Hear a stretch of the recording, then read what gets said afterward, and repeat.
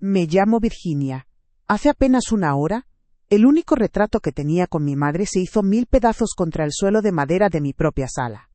Mi nuera Romina lo arrojó con una frialdad que todavía me hiela los huesos. Ya era hora de tirar estas cosas viejas, Virginia, me dijo, mientras sostenía el marco vacío como si fuera un trofeo. Su voz no tembló, no tuvo ni una pizca de arrepentimiento. Solo desprecio. Vi el rostro sonriente de mi madre, capturado en un día de verano de hace 60 años, destrozado entre astillas de vidrio. Sentí como algo dentro de mí se rompía junto con ese cristal, una herida profunda y silenciosa que quema más que cualquier grito. Es una humillación que te ahoga lentamente, que te hace sentir invisible en tu propio hogar.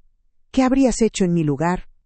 Acompáñenme hasta el final y cuéntenme, ¿qué habrían hecho en mi lugar? Díganme también desde qué ciudad me escuchan. Necesito saber que no estoy sola en este sentimiento de impotencia. Si quieren oír más historias como esta, suscríbanse al canal. Porque mientras Romina me daba la espalda, satisfecha con su pequeña crueldad, mis ojos vieron algo que ella ignoró por completo. Un papel amarillento, doblado con un cuidado que solo el tiempo sabe dar, se había deslizado desde el fondo falso del marco. Ella creyó que estaba destruyendo mi pasado, que estaba borrando a mi madre de estas paredes para siempre. Mal sabe que acaba de entregarme, sin quererlo, las llaves de mi futuro. El conflicto no empezó hoy. Lleva meses, quizás años, cocinándose a fuego lento. Desde que mi esposo Federico murió, mi hijo Martín y Romina se han ido apoderando de todo, poco a poco. Primero fue la empresa de muebles que Federico y yo construimos con el sudor de nuestra frente, Muebles Lombardi. Ahora la llaman Lombardi Design, porque según ella, mi nombre sonaba a viejo. Luego tomaron el control de las cuentas, dándome una pequeña cantidad de mi propio dinero, como si fuera una limosna. Esta casa, que cada rincón guarda un recuerdo, se ha convertido en un campo de batalla silencioso. Esta casa parece un museo de los muertos. Necesita vida, le escuché decir a sus amigas la semana pasada. Y hoy, su idea de darle vida, fue destruir la única foto que me conectaba con mis raíces. Mientras ella se iba a la cocina a prepararse un café, como si nada hubiera pasado, me arrodillé con dificultad. Mis rodillas ya no son las de antes. Martín, mi propio hijo, estaba parado junto a la puerta, mirando la escena sin decir una palabra. Su silencio me dolió más que el insulto de su esposa. Con manos temblorosas, empecé a recoger los trozos más grandes del vidrio, evitando los bordes afilados. Fue entonces cuando mis dedos rozaron ese papel. Era viejo, frágil al tacto, y estaba doblado en 4 partes. Tenía un sello oficial que apenas se distinguía por el paso de los años. Lo agarré con rapidez, sintiendo un impulso de protegerlo, de esconderlo de sus miradas. Era un secreto que acababa de nacer de entre los escombros de mi memoria. Lo apreté en mi puño. El papel se sentía tibio contra la piel fría de mi mano. Romina volvió a la sala con su taza, mirándome en el suelo con una mezcla de fastidio y lástima. No te preocupes, Virginia, te compraremos un marco digital de esos modernos. Puedes poner cientos de fotos ahí, dijo, como si el valor de un recuerdo se midiera en píxeles, y no en amor. No le respondí. Me levanté lentamente, apoyándome en el viejo sillón de Federico, y sentí el peso del papel en mi bolsillo.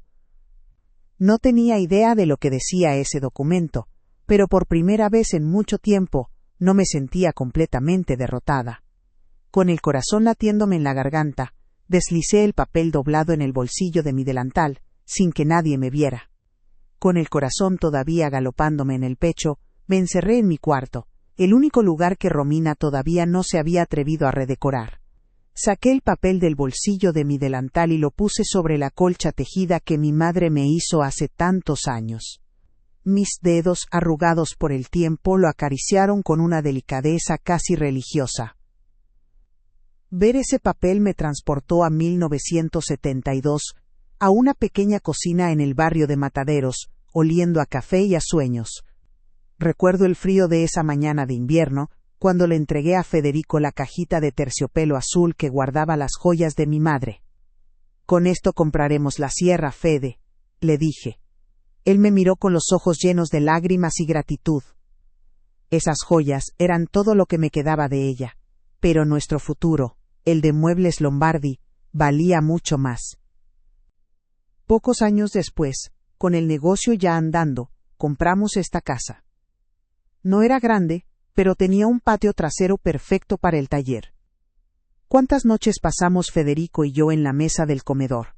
Él con sus planos llenos de aserrín, y yo con los libros de contabilidad, sumando y restando con una vieja calculadora. Yo nunca tuve un sueldo formal. Cada peso que entraba se reinvertía en madera, en herramientas, en pagarle a los pocos empleados que teníamos. Algún día, Virginia, todo esto será para Martín, me decía Federico, pasándome una mano por el hombro. Yo le sonreía, porque mi pago no era el dinero, era ver cómo nuestro esfuerzo se convertía en mesas, sillas y camas que formarían parte de la vida de otras familias. Era construir un legado, ladrillo a ladrillo, tabla a tabla. Cuando nació Martín, ese legado cobró un nuevo sentido. Recuerdo su risa mientras jugaba con los trozos de madera que su padre le daba en el taller. A los 7 años, lijó y pintó un pequeño pájaro de madera que vendimos simbólicamente a un vecino por unas monedas. Federico enmarcó esa primera ganancia y la colgó en la oficina, donde estuvo hasta que Romina decidió que juntaba polvo. Para nosotros ese cuadro no era dinero, era la prueba de que la semilla que habíamos plantado estaba creciendo fuerte, que la tercera generación de los Lombardi amaba la madera tanto como nosotros. ¿Cómo pudo mi hijo olvidar eso? ¿En qué momento el sonido de la caja registradora se volvió más importante que el sonido del martillo sobre el clavo? Los sacrificios nunca se detuvieron. Hubo una época, a finales de los 80, en que la economía del país nos golpeó fuerte. Tuvimos que hipotecar la casa para no despedir a nadie. Recuerdo haber trabajado como costurera por las noches, mientras Federico hacía turnos extra en el taller, reparando muebles viejos para conseguir algo de efectivo. Comíamos guiso casi todos los días, pero a Martín nunca le faltó nada para sus estudios. Le compramos los mejores libros, la mejor ropa que pudimos pagar. Todo era para él, para que tuviera las oportunidades que nosotros no tuvimos. Él se recibió de administrador de empresas, y sentí un orgullo que no me cabía en el cuerpo. Creí que habíamos hecho todo bien, que nuestro hijo valoraría cada gota de sudor. Luego Federico enfermó. Fueron 2 años largos y difíciles. Yo me dividía entre cuidarlo, administrar la casa y atender las llamadas de la empresa. Martín ya estaba a cargo, pero siempre me consultaba. Las noches eran eternas, el olor a desinfectante se mezclaba con el aroma a barniz, que se filtraba desde el taller. Una tarde Federico, ya muy débil, me pidió que le trajera el marco con la foto de mi madre. Lo abrió con manos temblorosas, metió este mismo papel adentro y me hizo prometerle algo. Cuida nuestro legado, Virginia. Es tuyo tanto como mío. No dejes que nadie te quite tu lugar. Yo le besé la frente, y le dije que no se preocupara, que Martín cuidaría de todo. Qué equivocada estaba. Después de su muerte, todo cambió, pero de una forma tan lenta y silenciosa, que apenas me di cuenta. Al principio, eran pequeñas cosas. Romina sugiriendo cambiar el nombre de Muebles Lombardi a Lombardi Design, porque sonaba más moderno. Luego, las reuniones de la empresa empezaron a hacerse sin mí, porque eran temas muy técnicos y no querían aburrirme. Martín lo permitía todo con un silencio que me partía el alma. Es por el bien del negocio, mamá, me decía, sin mirarme a los ojos. Empecé a sentirme como uno de esos muebles antiguos que tanto molestaban a mi nuera. Una pieza del pasado que ya no encajaba en sus planes de futuro. Una reliquia a la que había que sacarle el polvo de vez en cuando, por obligación. Ahora, aquí estoy, en mi cuarto con este documento amarillento en mis manos. Lo desdoblo con un cuidado infinito. Las letras están un poco borrosas, la tinta descolorida, pero puedo leer claramente el título, Acta Constitutiva de la Sociedad Lombardi. Y debajo 2 nombres como socios fundadores, con un 50% de participación cada uno. Federico Lombardi y Virginia Rossi de Lombardi. Mi nombre de soltera. De repente las palabras de mi esposo resuenan en mi cabeza como si estuviera aquí a mi lado. Es tuyo, Virginia. No dejes que te quiten tu lugar. El aire se me escapa de los pulmones. Esto no es solo un papel. Es una llave. Es la memoria de cada sacrificio. Y es, quizás, la herramienta para recuperar mi dignidad. Con el acta en mi poder sentía una mezcla de miedo y esperanza. Pero el día a día no se detuvo a esperar mis decisiones. Las humillaciones continuaron, pequeñas y constantes como una gotera. En la cena, por ejemplo, me sentaba a la cabeza de la mesa, como siempre lo había hecho con Federico, pero ahora ese lugar se sentía vacío. Romina y Martín hablaban sobre mis cabezas, discutiendo planes para la empresa o las vacaciones, como si yo fuera un mueble más en el comedor. A veces, Martín intentaba incluirme con una pregunta forzada. ¿Verdad que sí, mamá? Pero Romina siempre cortaba la conversación con un «Ay, no la molestes con esas cosas, Martín, déjala tranquila». Y así me dejaban tranquila, tan tranquila que me volvía invisible. El control sobre el dinero se hizo más asfixiante. Antes, yo manejaba las cuentas de la casa con una libreta, como lo hice toda la vida. Ahora, Romina me daba un sobre con efectivo cada lunes por la mañana. «Con esto te alcanza y te sobra, Virginia», me decía, sin mirarme. Si necesitaba algo extra, como la semana pasada que quise comprarle un regalo de cumpleaños a mi nieta Lucía, tuve que justificarlo. ¿Otro juguete? Ya tiene demasiados, me respondió, revisando el precio en internet desde su celular. Tuve que sacar de mis pocos ahorros personales, los que guardaba en una vieja lata de galletas, para poder comprarle una simple muñeca a mi nieta. Sentí una vergüenza que me quemaba por dentro, tener que pedir permiso para usar el dinero que yo misma ayudé a ganar. Luego empezaron a borrarme de la casa físicamente. Un día volví de caminar y mi sillón, el que estaba junto a la ventana y donde me sentaba a tejer, ya no estaba. En su lugar había una planta enorme y moderna en una maceta de cerámica brillante. Cuando pregunté, Romina me dijo con una sonrisa falsa que el sillón desentonaba con la nueva decoración y que lo habían llevado al depósito del taller. No era solo un sillón, era mi rincón, mi pedacito de paz. Cada día encontraba algo nuevo fuera de lugar. Mis libros en una caja, los portarretratos de mis amigas guardados en un cajón, estaban vaciando la casa de mi historia, de mi presencia, preparándola para un futuro en el que yo, claramente, ya no tenía cabida. A veces, en la soledad de mi cuarto, me siento como un fantasma en mi propio hogar. Es un sentimiento de impotencia terrible. Por eso les pido cuéntenme desde qué ciudad o país me están escuchando. Necesito saber que mis palabras viajan lejos, que llegan a alguien que quizás entiende este nudo en la garganta. Saber que no estoy completamente sola, que hay gente buena al otro lado de esta pantalla, me da el coraje que a veces siento que me falta para seguir adelante. Su compañía, aunque sea a la distancia, es un abrazo para mi alma cansada. Déjenme un saludo en los comentarios, por favor, para que pueda leerlos esta noche. Intenté hablar con Martín a solas varias veces. Lo esperaba en el pasillo cuando volvía del trabajo, tratando de encontrar una grieta en la armadura que Romina le había construido. Pero era inútil. Apenas empezaba a decirle cómo me sentía, ella aparecía como por arte de magia. «Martín, cariño, la cena está lista», decía, tomándolo del brazo y lanzándome una mirada de advertencia por encima de su hombro. Y mi hijo, mi único hijo, bajaba la cabeza y la seguía sin decir una palabra. Veía la culpa en sus ojos, pero la culpa no era suficiente para hacerlo reaccionar. Su debilidad era el arma más poderosa de Romina, y ella la usaba sin piedad. La semana pasada tuvieron una cena con amigos de la empresa, gente que me conocía de toda la vida, que me vio trabajar codo a codo con Federico.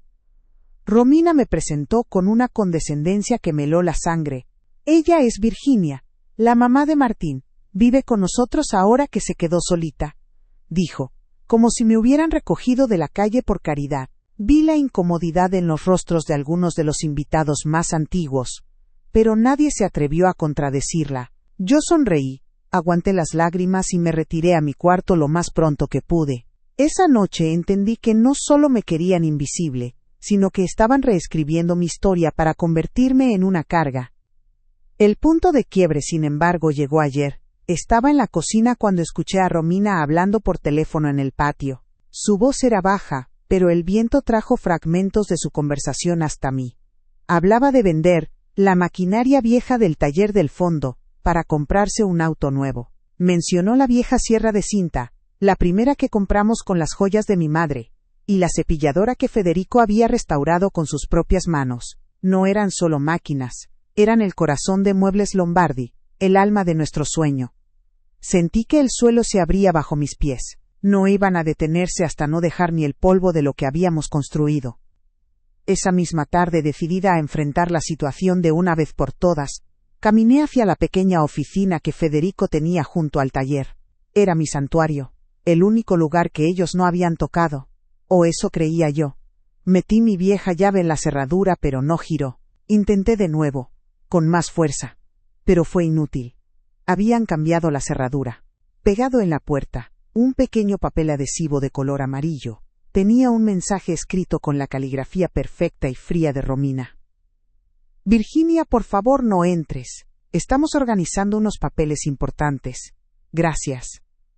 Me quedé allí parada, con la llave inútil en la mano, entendiendo que me habían declarado la guerra.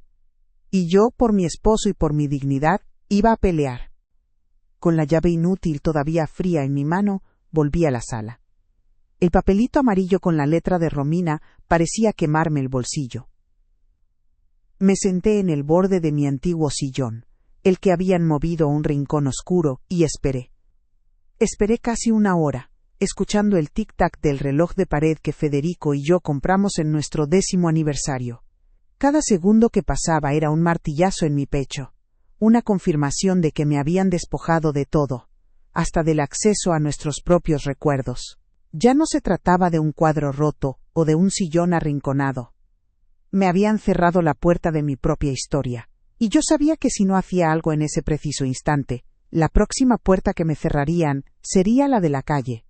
Tenía que hablar con Martín, tenía que hacerle ver. Cuando por fin escuché su auto en la entrada, mi corazón dio un vuelco. Entró cansado, aflojándose la corbata, y apenas me vio. Pasó de largo hacia la cocina, buscando un vaso de agua. Lo seguí en silencio, sintiéndome como una extraña pidiendo una audiencia. Martín, hijo, necesito hablar contigo un momento, le dije, mi voz sonando más frágil de lo que quería. Él se giró, con una expresión de fastidio que intentó disimular. Mamá, ahora no, por favor, tuve un día terrible. Saqué el papelito amarillo y la llave de mi bolsillo, y los puse sobre la mesada de granito, esa que Romina había instalado hacía 6 meses. Cambiaron la cerradura de la oficina de tu padre. No puedo entrar. Mi voz se quebró al final, traicionándome. Él miró la llave y el papel, y vi cómo la incomodidad se apoderaba de su rostro. Desvió la mirada, incapaz de sostenerme los ojos. Ah, eso. Sí, Romina me comentó. Estamos organizando unos papeles viejos, mamá. Para hacer espacio. No es nada personal. De verdad. Sus palabras eran huecas, un guión que seguramente su esposa le había preparado. Repetía la mentira de la nota, como si eso la hiciera más real. Le temblaba un poco la mano, mientras sostenía el vaso. Sabía que estaba mintiendo, y yo sabía que él sabía que yo lo sabía. Ese juego silencioso de mentiras era quizás la parte más dolorosa de todo, la prueba de que el hijo que yo había criado ya no existía. Justo en ese momento, como si tuviera un sensor para detectar cualquier intento de conexión entre nosotros, apareció Romina. Entró a la cocina con una sonrisa tensa, secándose las manos en un paño de lino. Cariño, ¿todo bien? Virginia, no deberías molestar a Martín con estas tonterías, viene agotado del trabajo. Su tono era dulce, pero sus ojos eran 2 pedazos de hielo. Se acercó, y con un gesto que pretendía ser cariñoso, me quitó la llave de la mano. Te preocupas por nada. Es solo que andas un poco olvidada últimamente, y no queremos que pierdas algo importante de la oficina. Lo hacemos por tu bien, para cuidarte.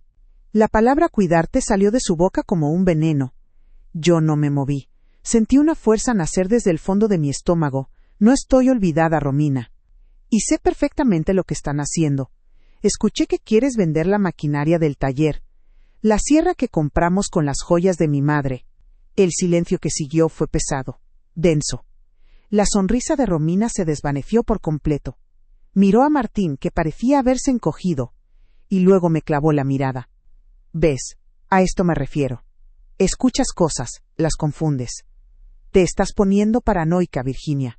Quizás ya no es seguro que estés sola todo el día aquí. Tal vez un hogar de ancianos sea lo mejor para ti. Estarías más cuidada con gente de tu edad.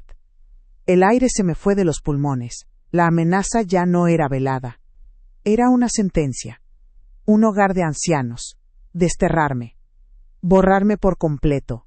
Busqué desesperadamente los ojos de mi hijo, esperando, rezando por un grito, una negación, un jamás. Pero Martín solo bajó la cabeza y murmuró algo que sonó como: «Ella solo se preocupa por tu bienestar, mamá». Esa fue la estocada final. No fue la crueldad de Romina, sino la cobardía de mi hijo lo que me rompió por dentro de una forma irreparable. En ese instante comprendí que estaba sola, completamente sola contra ellos dos. Ya no había familia que salvar, solo una guerra que ganar para no morir en el exilio. Me di la vuelta sin decir una palabra más y caminé hacia mi cuarto. Cada paso se sentía pesado, como si arrastrara cadenas. Cerré la puerta detrás de mí y me apoyé en ella, sintiendo el temblor de mis manos. No lloré. Las lágrimas se habían secado, reemplazadas por una claridad fría y aterradora. Ellos no iban a parar. Me quitarían la casa, la empresa, mi nombre y, finalmente, mi libertad.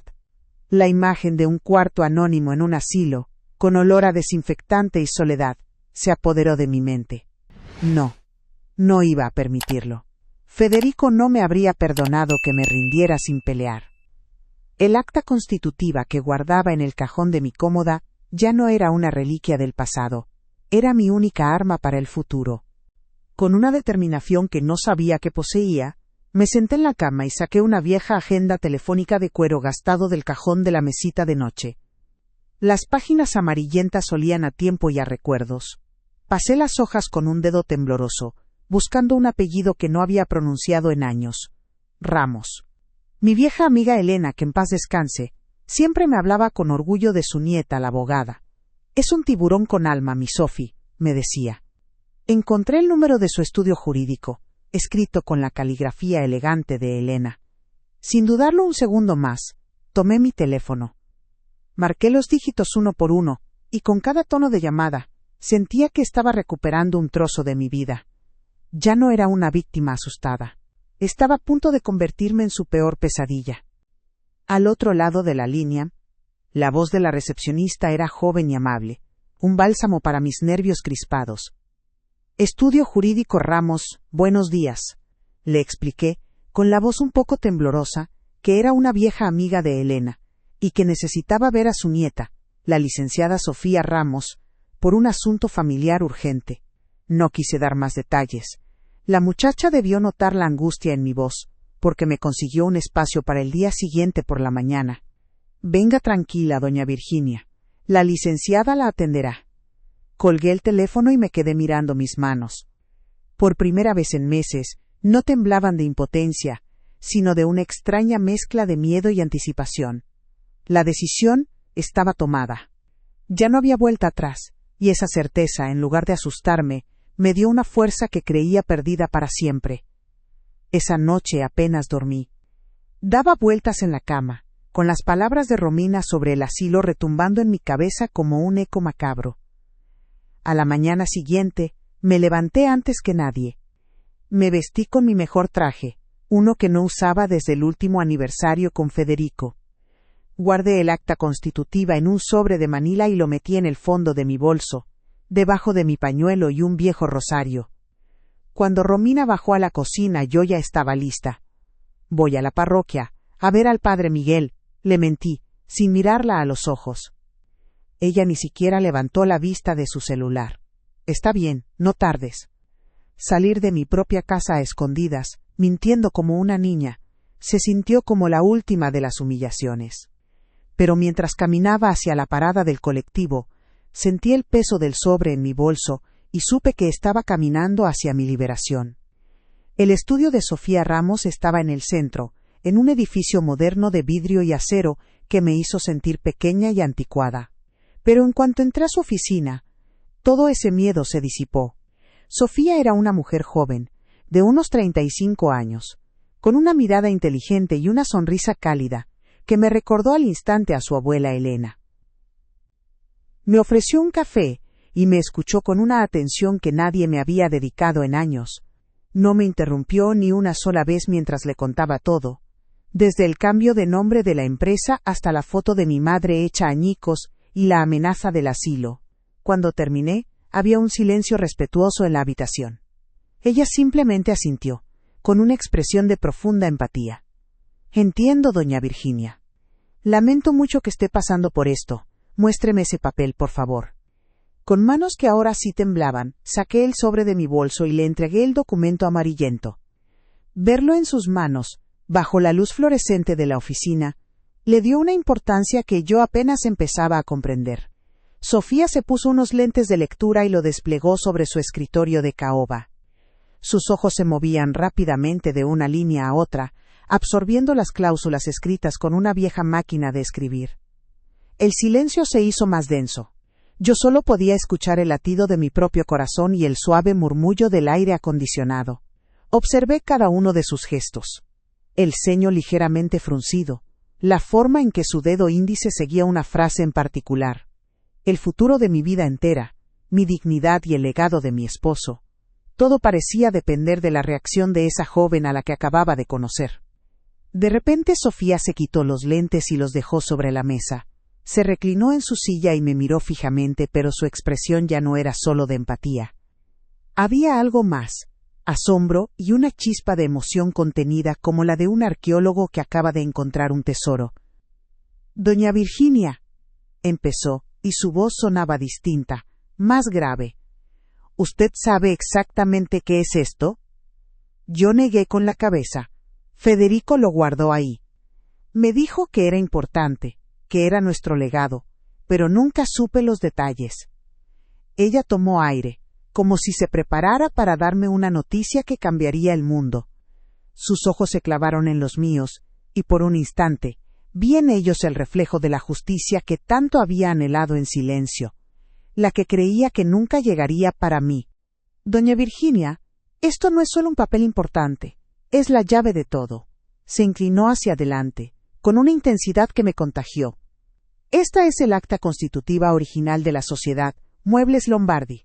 Y aquí, en la cláusula segunda, lo dice con total claridad. Socios fundadores, Federico Lombardi, con el 50% de las acciones, y Virginia Rossi de Lombardi, con el otro 50%. Usted nunca cedió sus acciones. Legalmente, la mitad de esta empresa, de la casa, del taller, del terreno, la mitad de todo siempre ha sido suya. Las decisiones que tomaron sin su firma, sin su consentimiento en una junta de accionistas, son, en el mejor de los casos, irregulares y en el peor, fraudulentas. Sentí como si el suelo se moviera bajo mis pies. 50%. No era un recuerdo. Era poder. Entonces entendí la promesa de Federico. Él no escondió ese papel por desconfianza en Martín, sino para protegerme de la debilidad de nuestro hijo, de las influencias que él ya veía venir. Recordé sus palabras esa tarde en que guardó el papel en el marco. Cuida nuestro legado, Virginia. Es tuyo tanto como mío. Si alguna vez te sientes arrinconada, recuerda de dónde venimos. No se trataba de dinero, sino de respeto. Era su forma de asegurarse de que yo siempre tuviera un lugar, mi lugar, sin importar lo que pasara. Le conté esto a Sofía, mi voz quebrada por la emoción. Ella asintió. Fue un hombre muy previsor. Le dejó un salvavidas, doña Virginia, un salvavidas de acero. Escuchar esas palabras no me llenó de un deseo de venganza, sino de una calma extraña y poderosa. El miedo que me había paralizado durante meses se disolvió, reemplazado por una claridad de propósito que me recorrió todo el cuerpo. Ya no era la viejita indefensa que recogía vidrios rotos del suelo. Era Virginia Rossi de Lombardi, cofundadora y dueña del 50% de mi vida. Miré a Sofía ya sin rastro de lágrimas en mis ojos, y le hice la única pregunta que importaba. Entonces, ¿qué hacemos ahora, licenciada? La mujer sonrió por primera vez, una sonrisa de complicidad y estrategia. Ahora, doña Virginia, recuperamos lo que es suyo, con la ley en la mano y la cabeza bien alta. Sofía me explicó el plan con una claridad que me dio una confianza inmensa. El primer paso era firmarle un poder notarial para que pudiera actuar en mi nombre. Con eso, ella podría presentarse legalmente como mi representante. Luego, solicitaría una verificación del acta en el registro público para confirmar que nunca hubo modificaciones. Y el tercer paso, el más importante, sería enviar una carta notarial a la dirección fiscal de Lombardi Design, informándoles de mi posición como socia mayoritaria y convocando a una junta de accionistas extraordinaria con carácter de urgencia. Ellos no se lo esperarán. No cederán sin luchar. ¿Está preparada para la tormenta que se viene? La miré pensando en la foto de mi madre, en el sillón vacío de Federico, en mi llave inútil. Asentí con una firmeza que me sorprendió a mí misma. Estoy más que preparada, licenciada. He vivido la tormenta en silencio durante demasiado tiempo. Firmé cada papel que me puso delante, mi caligrafía un poco temblorosa, pero mi voluntad de hierro. Cuando terminé, Sofía guardó los documentos en una carpeta. Se puso de pie y me acompañó a la puerta. Al despedirse, me tomó la mano y me dijo las palabras que sellaron nuestro pacto y mi nuevo destino. Perfecto. Mañana a primera hora, su hijo y su nuera recibirán una notificación que congelará las cuentas principales de la empresa. A partir de ese momento, ni un solo peso podrá moverse sin su firma. El control, doña Virginia, empieza a volver a sus manos ahora mismo. Salí del estudio de Sofía sintiendo que el sol de la mañana me calentaba la cara de una forma distinta. Ya no era el calor que agobia, sino el que da vida. Por primera vez en años, no caminaba con la cabeza gacha, sino con la espalda recta, con un propósito claro. El primer paso, me había explicado Sofía, era ir a la sucursal del banco donde estaba la cuenta principal de la empresa y presentarme como socia, con una copia del poder notarial que acababa de firmar. No iba a retirar dinero ni a hacer un escándalo. Solo iba a pedir que me dieran acceso a los movimientos y que me entregaran una nueva tarjeta de débito a mi nombre. Era un acto silencioso, casi invisible, pero era el primer ladrillo que ponía de vuelta en mi pared. Me sentía como una generala planeando su primera jugada en un tablero de ajedrez donde, hasta ahora, solo había sido un peón. Llegué al banco del centro, el de toda la vida, y sentí un nudo en el estómago. La fila era larga y el aire acondicionado demasiado fuerte.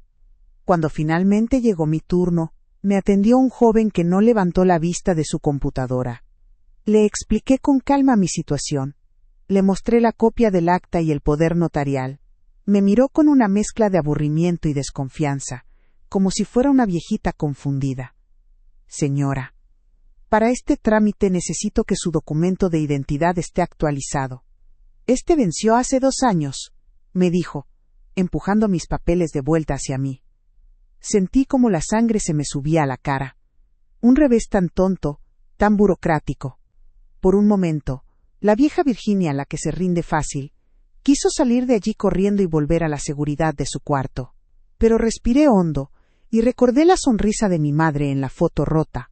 Salí del banco y me senté en un banco de la plaza, sintiendo el peso de la frustración. Saqué mi celular y llamé a Sofía, mi voz un poco temblorosa al contarle lo que había pasado. Esperaba un regaño o un suspiro de impaciencia, pero su respuesta fue todo lo contrario. Tranquila, Virginia, esto es completamente normal. Son las trabas que ponen para desanimar a la gente.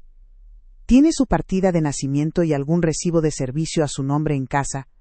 Le dije que sí, que tenía todo guardado en una caja de metal. Perfecto, me dijo con una calma que me contagió.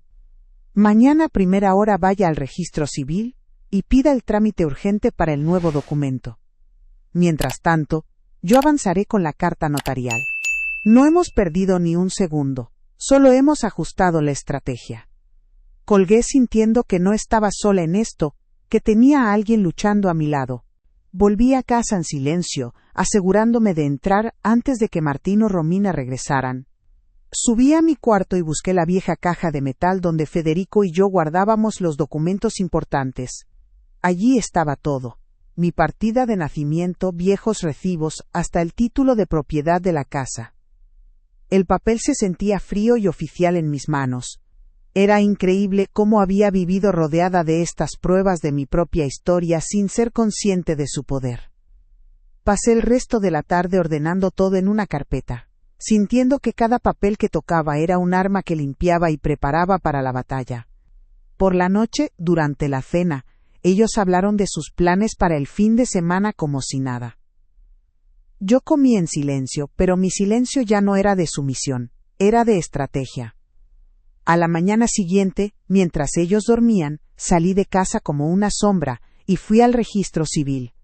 Hice la fila, presenté mis papeles y solicité el trámite urgente. Me dijeron que en 48 horas podría retirarlo. Con esa pequeña victoria en el bolsillo, me sentí más fuerte. Al mediodía, recibí una llamada de Sofía. «Listo, Virginia». La carta notarial fue entregada en las oficinas de Lombardi Design hace exactamente 10 minutos. La recibió la secretaria de su hijo. Mi corazón empezó a latir con una fuerza descomunal. El primer disparo había sido efectuado. Ahora solo quedaba esperar la respuesta del otro lado del campo de batalla. Sofía me recomendó mantenerme tranquila y no responder a ninguna provocación. «Ellos vendrán a usted. No vaya usted a ellos», me aconsejó. Las siguientes horas fueron las más largas de mi vida. Me encerré en mi cuarto, intentando tejer, pero mis manos no dejaban de temblar. El silencio de la casa era abrumador. Cada crujido del suelo de madera, cada auto que pasaba por la calle, me hacía saltar.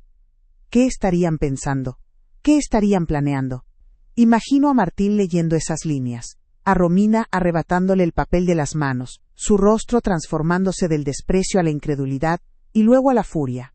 Sabía que la paz de esa casa se había terminado para siempre, que la guerra silenciosa que habíamos librado en los pasillos y en las miradas estaba a punto de convertirse en una batalla a gritos. Y aunque una parte de mí temblaba de miedo, otra parte, la que había estado dormida por años, se sentía extrañamente viva. La tensión en este momento es casi insoportable, ¿no creen? Es esa calma que llega justo antes de que se desate la tormenta. Les pido que se queden conmigo, que no me dejen sola ahora que todo está a punto de cambiar. Quédense hasta el final, porque el giro que dará esta historia les demostrará que la dignidad no tiene precio y que la justicia, aunque a veces tarde en llegar, siempre encuentra su camino. Necesito su compañía para lo que viene, porque presiento que será la prueba más dura de mi vida. Lo que ellos no saben es que ya no soy la misma mujer a la que humillaron hace unos días. Ahora tengo un plan. Eran casi las 5 de la tarde cuando mi teléfono, que había dejado sobre la colcha, vibró. Miré la pantalla y vi el nombre de Martín. Una llamada. Dejé que sonara hasta que se cortó. A los pocos segundos volvió a vibrar. Otra llamada. De nuevo, la ignoré. Mi corazón martillaba contra mis costillas. Un minuto después, llegó un mensaje de texto. Lo abrí con los dedos helados. No era una frase larga ni un insulto. Era una sola palabra, escrita en minúsculas, como si lo hubiera tecleado con prisa y desesperación. ¿Mamá? Esa simple palabra me lo dijo todo. El pánico había empezado a instalarse. Ya no eran los dueños del tablero. Acababan de darse cuenta de que una de sus piezas, la que daban por muerta, acababa de hacer jaque. Media hora después, escuché el ruido de su auto, frenando bruscamente en la entrada. No era el sonido habitual, cansado, del final de un día de trabajo. Era un sonido violento, urgente. La puerta del coche se cerró con un portazo que retumbó en toda la casa. Escuché la llave girar en la cerradura con torpeza, y luego la puerta principal se abrió de golpe, golpeando contra la pared. Hubo un silencio denso, cargado de electricidad. Podía sentirlos allí, en la entrada, seguramente buscando con la mirada alguna señal. Contuve la respiración, esperando. Sabía que este era el momento, el primer enfrentamiento cara a cara desde que la verdad había salido a la luz. Con una calma que no sabía de dónde saqué, me levanté de la cama, alicé mi falda y caminé fuera de mi cuarto. Los encontré en medio de la sala, el mismo lugar donde Romina había destrozado la foto de mi madre. Martín sostenía la carta notarial en una mano. El papel temblaba visiblemente. Romina estaba a su lado, pálida, con los labios apretados en una línea fina y dura. Sus ojos, normalmente llenos de arrogancia, ahora me miraban con una mezcla de furia y desconcierto. Mi hijo dio un paso hacia mí. Su rostro era una súplica desesperada. «Mamá, ¿qué estás haciendo?», me preguntó, y su voz se quebró, llena de un pánico que nunca antes le había escuchado. «Vas a destruir a la familia». Lo miré, no al hijo asustado que me suplicaba, sino al hombre que había permitido cada humillación en silencio. Mi voz salió firme, sin un solo temblor.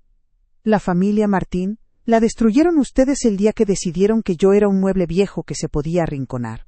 Lo que estoy haciendo ahora es poner las cosas en su lugar. No vine a destruir nada, vine a reclamar lo que es mío, lo que tu padre y yo construimos con las manos». Romina soltó una risa seca, incrédula. «¿Tú? No me hagas reír, Virginia. No tienes nada».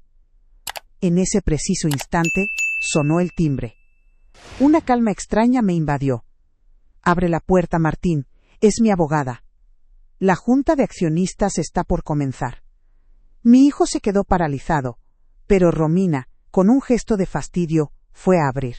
Cuando vio a Sofía, una mujer joven y segura de sí misma, su expresión cambió. «¿Y usted quién es?», le espetó. Sofía le extendió una tarjeta. «Soy Sofía Ramos, representante legal de la señora Virginia Lombardi, dueña del 50% de esta empresa». Entró sin esperar invitación y puso su maletín de cuero sobre la mesa de centro, justo sobre una revista de decoración que Romina había dejado allí. El sonido del maletín al apoyarse en la madera fue como un martillazo de un juez. «Siéntense, por favor. Esto no tomará mucho tiempo». Martín obedeció como un autómata, pero Romina se quedó de pie, con los brazos cruzados, desafiante. Sofía abrió su maletín y sacó una carpeta. Con una calma profesional que desarmaba cualquier agresión, expuso los hechos. Mostró la copia certificada del acta constitutiva, explicando que Virginia nunca había cedido sus acciones y que, por lo tanto, cualquier decisión estratégica y financiera tomada sin su firma en una asamblea formal era legalmente nula. Como primera medida, añadió Sofía, sin levantar la vista de sus papeles, se ha notificado al banco, y las cuentas principales de la empresa han sido congeladas. A partir de ahora, ningún movimiento podrá realizarse sin la firma de la señora Lombardi. Vi el color desaparecer del rostro de Martín. Romina, por su parte, abrió la boca para protestar, pero no le salieron las palabras. La realidad la había golpeado con la fuerza de un muro. Luego Sofía sacó una segunda pila de papeles. Eran los estados de cuenta de los últimos 2 años. Con un marcador amarillo, había resaltado docenas de gastos. Viajes a Europa, cenas en restaurantes de lujo, un auto nuevo, ropa de diseñador, todo cargado a la cuenta de Lombardi Design. Leyó en voz alta. Se giró hacia Romina. «Usted no figura como empleada ni accionista, señora. Esto legalmente se llama desfalco». Romina balbuceó algo sobre qué eran. «Gastos de representación». Sofía levantó una ceja. «¿Un bolso de $5,000 es un gasto de representación para una mueblería?». El silencio que siguió fue la confesión más elocuente. Martín hundió la cara entre sus manos, finalmente avergonzado. Entonces hablé yo. Todos los ojos se giraron hacia mí. Ya no era la viejita invisible que pedía permiso. Era la dueña de la mitad de todo lo que ellos veían. «Romina, a partir de este momento tienes prohibida la entrada a la empresa. No tienes ningún cargo, ninguna autoridad. Mañana a primera hora, un cerrajero cambiará todas las cerraduras de la oficina y del taller». No le grité. No la insulté. Mis palabras fueron un bisturí, precisas y frías. Se lo dije mirándola directamente a los ojos, y por primera vez fue ella la que desvió la mirada. Su arrogancia se había hecho polvo, reemplazada por el pánico de quien lo ha perdido todo. Luego me giré hacia mi hijo. Mi corazón se encogió, pero mi decisión era firme. Y tú, Martín, tienes una opción. Puedes quedarte como gerente del taller. Con un sueldo fijo, como cualquier otro empleado. Reportarás al nuevo administrador que yo voy a contratar. Aprenderás a respetar el valor de cada clavo y cada tabla. O puedes irte con tu esposa y empezar de cero, sin el apellido Lombardi para abrirte puertas. Le estaba dando una última oportunidad, no de recuperar su poder, sino de recuperar su dignidad a través del trabajo, del esfuerzo que él había olvidado. Era la única forma de salvar al pedazo de mi hijo, que quizás todavía quedaba allí. Este fue el momento más difícil de mi vida. Ponerle un ultimátum a mi propio hijo. Les pregunto a ustedes con el corazón en la mano, ¿qué habrían hecho en mi lugar? ¿Le habrían dado a su propio hijo una última oportunidad después de tanta traición?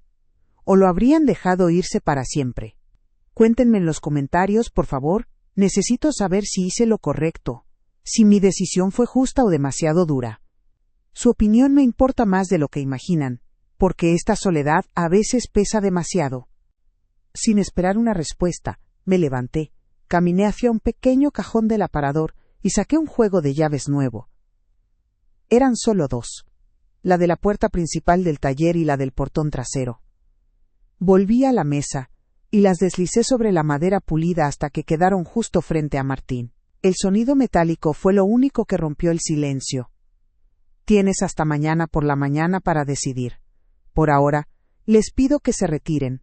Esta conversación ha terminado. Por primera vez, lo dije con la certeza de que estaban en mi casa, y yo era la única que decidía quién se quedaba y quién se iba. Romina no gritó. Su derrota fue silenciosa, una rigidez en su espalda mientras recogía su bolso y salía por la puerta sin mirar a nadie. Martín se quedó en la sala, desmoronado, hasta mucho después de que Sofía se fuera. No hablamos esa noche. A la mañana siguiente, él no estaba en la mesa del desayuno. Lo encontré en el taller, ya vestido con su vieja ropa de trabajo, barriendo el aserrín del suelo. No levantó la vista, solo me dijo con la voz ronca: «La sierra necesita aceite». Fue su forma de decir que aceptaba, que se quedaba. Nuestra relación no volvió a ser la misma. Claro que no. Hay heridas que nunca cierran del todo. Pero el silencio entre nosotros ya no es de complicidad o cobardía, sino de un respeto frágil que estamos, poco a poco, aprendiendo a reconstruir. Las semanas que siguieron fueron de una limpieza profunda no solo del polvo sino del pasado. Con la ayuda de Sofía, nombramos a un administrador externo, un hombre mayor llamado Ernesto que conocía el oficio y respetaba la historia de Muebles Lombardi. Lo primero que hicimos fue quitar el letrero de Lombardi Design y volver a colgar el viejo cartel de madera que mi Federico había tallado a mano.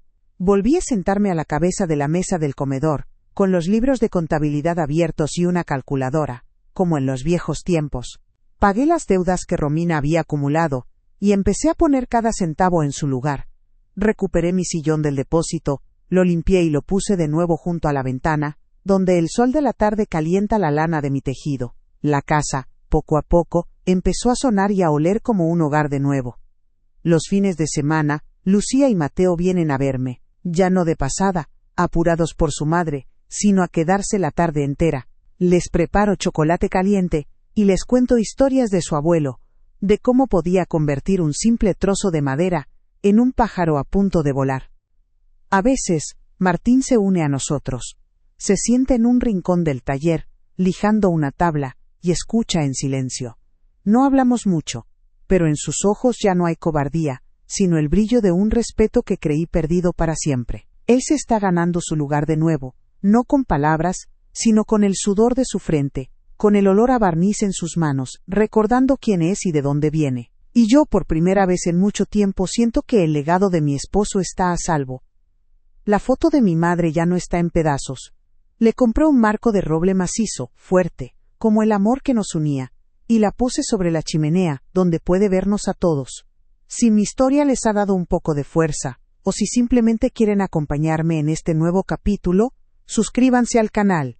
Hay tantas mujeres con historias que merecen ser contadas. Quizás ustedes quieran compartir un pedacito de la suya en los comentarios. Me encantaría leerlas. He aprendido que la dignidad no grita, simplemente recupera el espacio que siempre le perteneció. Hasta la próxima historia.